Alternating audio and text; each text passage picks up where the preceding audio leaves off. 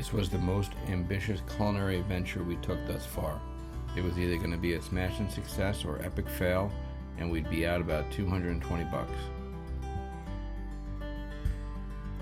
We removed the short loin from the fridge after about 28 days, and it looked and smelled great. For my first attempt, it would have been way easier to go with the boneless cut, but I figured go big or go home.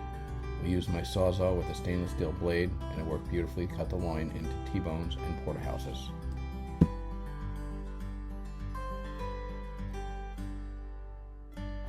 One of the best parts about this was the amount of money that you could save by doing this at home. It was very significant. I actually put together a spreadsheet that you can see below. We saved ourselves about $300 and ate marvelously well. We ended up eating dry-aged porterhouse for about $14 a pound. In the supermarket, it goes from anywhere between $31 and $40 a pound.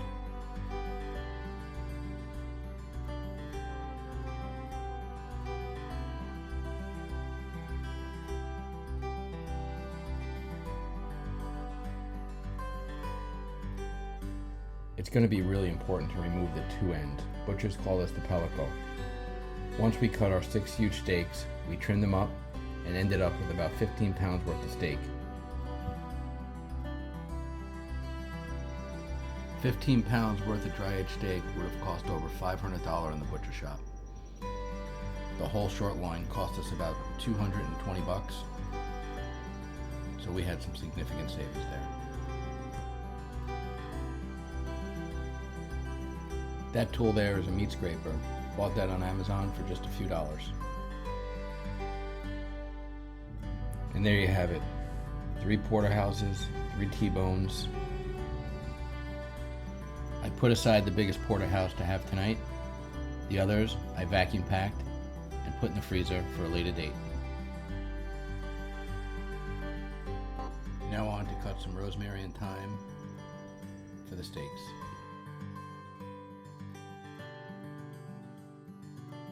And of course, we couldn't have just an epic steak by itself. We decided to make an app of tuna and salmon sashimi tartare with some fresh cucumbers from the garden and rice crackers. This came together really easy as I pre-made the marinade and pre-cut the sashimi.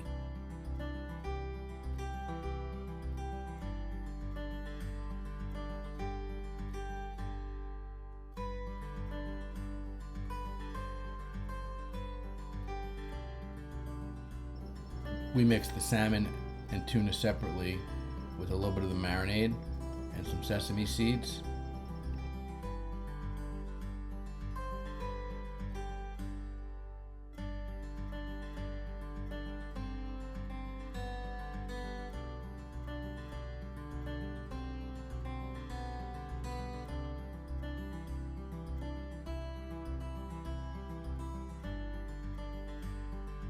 With the steak, we decided to have some freshwater shrimp scampi. I decided to cook this in the pizza oven. This was super easy.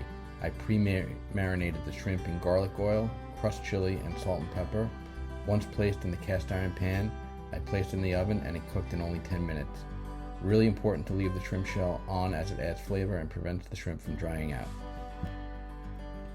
And the meal wouldn't be complete without adding a few vegetables.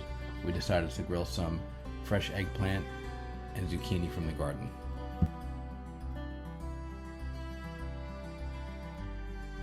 And now to the star of the show. We got the porterhouse, pre-salted it, and our plan was to sear it in the cast iron pan, throw it on the sear burner on the grill, and finish in the pizza oven.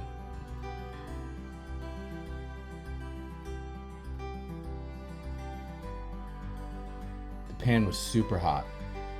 We decided to add some butter, rosemary, and thyme from the garden to give it a little bit of infused smoke flavor. Once we got a good sear, we decided to put it on the infrared burner to burn off a little bit of fat and give it that final char.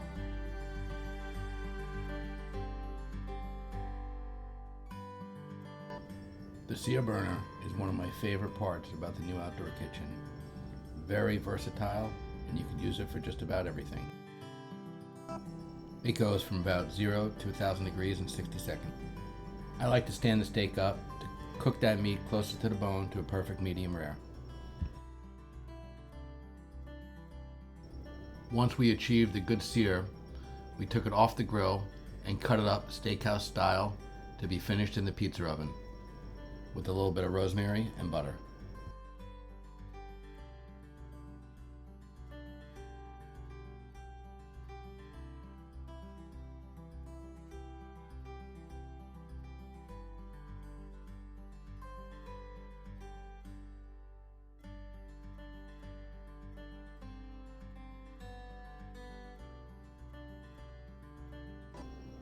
We got a nice medium rare there. At this point, we decided to take it out of the pan to prevent it from cooking any further.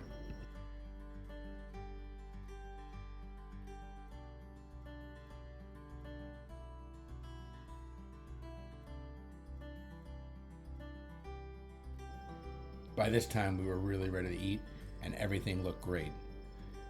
We had a feast of a dry-aged porterhouse, shrimp scampi, and potatoes, grilled vegetables, and everybody was really happy.